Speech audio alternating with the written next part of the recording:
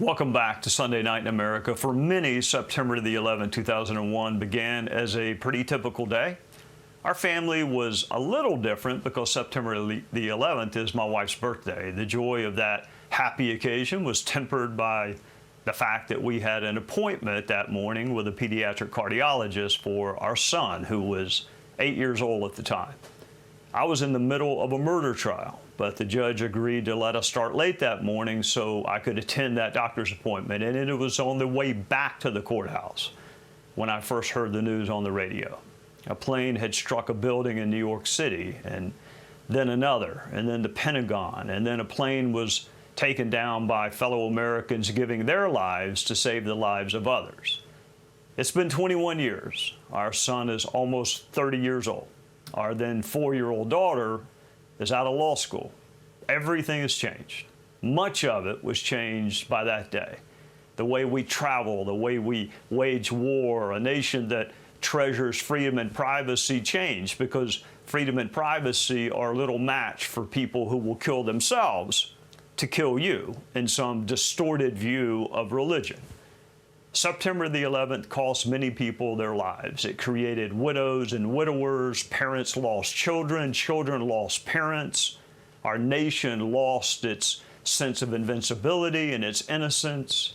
The oceans and friendly neighbors were an insufficient barrier for those who sought to kill us simply because we are us.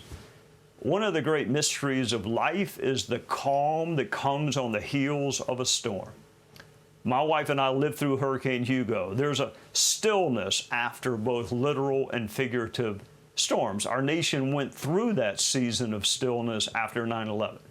There was unity, there was shared suffering, there was compassion and love and a desire to protect one another. It's a steep price to pay for stillness and unity, but that's often what comes in the aftermath of disaster. The question for us is what comes after the stillness?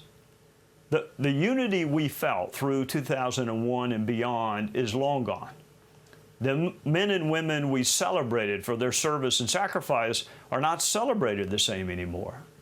The hands once joined in mutual defense are now joined in mutual combat. The moments of unity in the aftermath of tragedy have become shorter or non-existent. If there's a legacy to 9/11, it is our ability to remember. If there's a legacy to the aftermath of 9/11, it is how soon we forget. Pain forges unity. Mutual shared pain brought us closer together than any celebration ever could. And then something shattered that unity. Perhaps it's too much to hope that on the anniversary, the 21st anniversary of the attacks of 9/11, we could conjure a little of what we felt in the days and weeks of yesteryear. We should not need a tragedy to remind ourselves that we are not one another's enemies. We can disagree, but still talk. We can do battle without constantly being at war. We can have differences without divisiveness.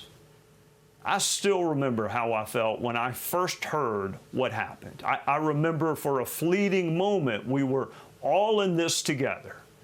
I remember black and white and brown hands joined together to divide the pain and pledge our mutual defense. I remember when being an American meant more than being a Republican or a Democrat.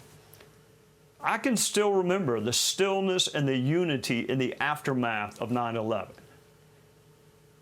I just can't remember when or why that unity was lost. Hey, Sean Hannity here. Hey, click here to subscribe to Fox News YouTube page and catch our hottest interviews and most compelling analysis. You will not get it anywhere else.